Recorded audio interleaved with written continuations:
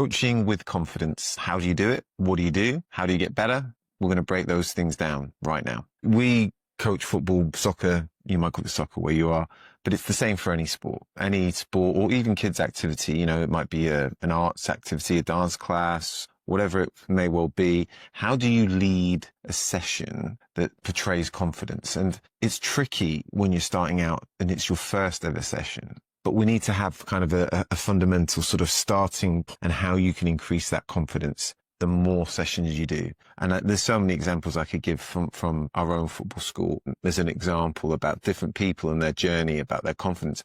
I can tell you about my own experiences. And the key thing is, in a nutshell, repetition and a plan. Failing to plan, you're planning to fail. At the starting point of anything, can you give yourself a really good schedule, a fundamental sort of breakdown of what you want to achieve? Because if you're new to coaching, if you're new to leading a session, you're gonna have to help yourself out with a structure. No matter how much experience you have, structure is always good. I could just rock up to a session and I could put something out there without a plan. And I'm not suggesting that's the right way to do it. I'm just suggesting with experience and knowledge, you get confidence and you've got things you can just sort of, pull out from the bank, so to speak. But if you're at an earlier stage of your coaching career, and as I said, coaching could be in any sport or any activity, what can you do to give yourself confidence? And then what can you do to gain confidence quickly? And I'll give you a quick example. I've coached a long time, 25, 30 years, and I've gone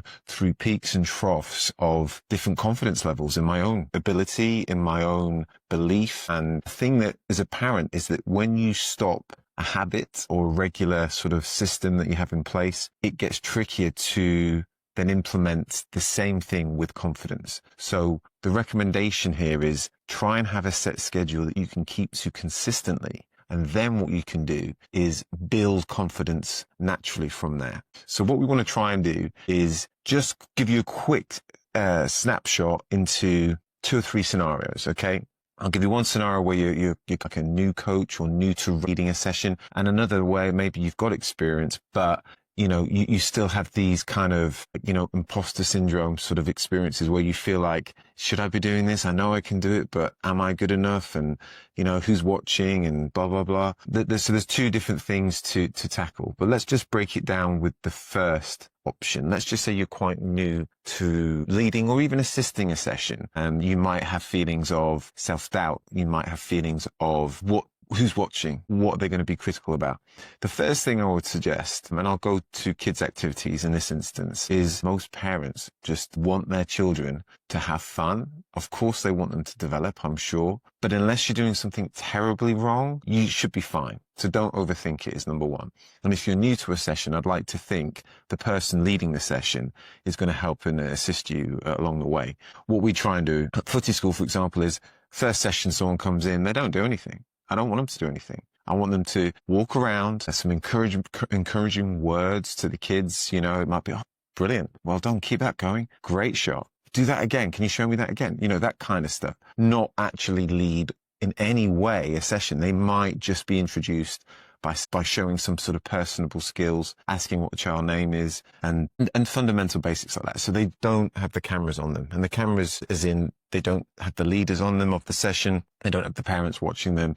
They're just walking around assisting, and they gain confidence. You're coaching them to implement the things you want for your own philosophy. Let's say you're in a situation where you're involved with a session, but you're still low on confidence because you're quite new to a session, but you are kind of more involved with a session. What do you do at this point? Well, this comes back to what plan have you set? Do you know how the session should run? If it's an hour session, for example, have you got a breakdown about how each part of the session should run? We do like 3 parts to a session. So you'd have your arrival, you'll have your main bulk of the session, and then the end of the session would finish off with the game, with perhaps, challenges, game-related challenges. What have you got in each of those sections to give you confidence? So don't just have one thing, one plan. Have 3 for each section. And if one doesn't work entirely to plan, it's not a problem.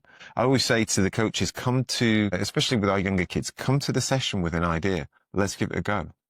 Don't You don't need me to tell you what you're going to do. Come to a session which is going to tick the boxes of the things we're trying to coach, right? Which could be, the social behavior, it could be the physical activity, it could be the technical ability, psychological, all those kind of things. Can you come to a session with a game and obviously make that game related to the age group? Now, if that game doesn't work, the kids aren't going to go away and think about it. I mean, one of the biggest things that my bugbears about kind of grassroots football, community football in the UK is this constant need by parents and coaches from under sevens, under eights kind of thing, talking about results and that, we could have, should have, and all that kind of stuff.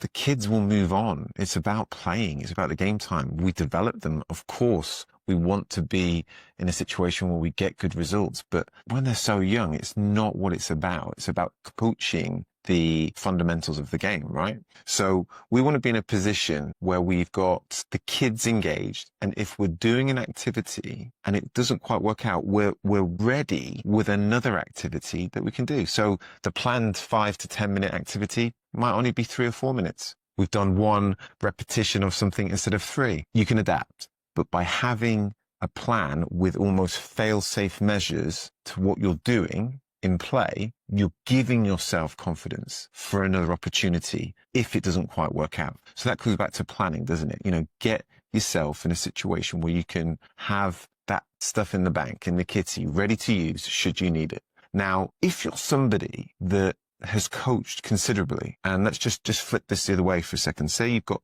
good experience in coaching. You can still be low on confidence, can't you? Because we've all had it, and I've had it too. I've been in a situation where I've coached pretty much non-stop all year, and then I had a bit of a break and I was doing it much less, and then I got an opportunity to coach somewhere. I really felt nervous about it. I felt like, what if I'm not any good? What if I don't do this right? Or what if I don't stop the game enough to show my coaching skills enough? You're overthinking it. I always say when we coach, football's the easiest and the most difficult game on the planet. It's the easiest game because there's a pumped up ball and there's people running about and they're trying to get that ball to the end they're trying to score in. They're trying to get the ball off the other team if they've got it.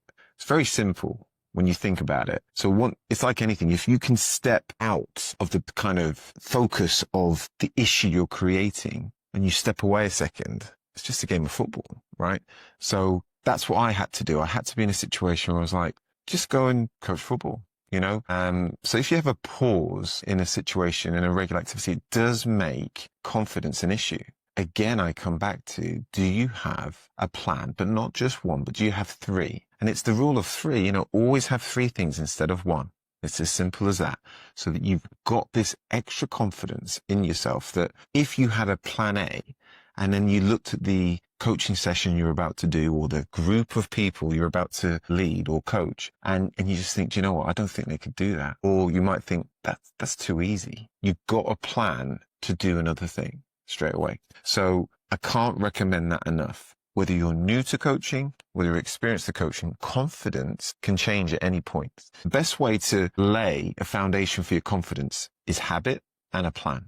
And I'll give you a great example of someone we had who has been coaching a couple of years now part-time, and she's really gone from someone who's like, I think the parents are watching, I feel uncomfortable, to leading sessions. Okay, to leading sessions, to having confidence in what she does. Now, how has she got from that? Well, okay, she's had time, but she's got the experience to battle those demons of self-doubt because she can say, well, she's got it as a habit, experience of doing something repetitively so that it's not even a thought process. So you've just got to keep doing something over and over again. And if you lose that habit, you lose that pattern, be prepared to be prepared. Get yourself more scheduling and planning tools in place so that you've got the confidence.